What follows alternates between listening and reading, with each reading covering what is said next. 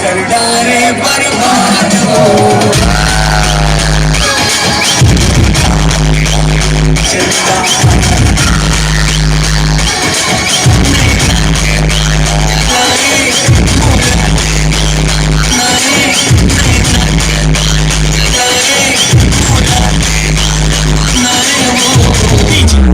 अगर सोते हुए आदमी को काट ले तो वो हीरो नहीं बन जाता।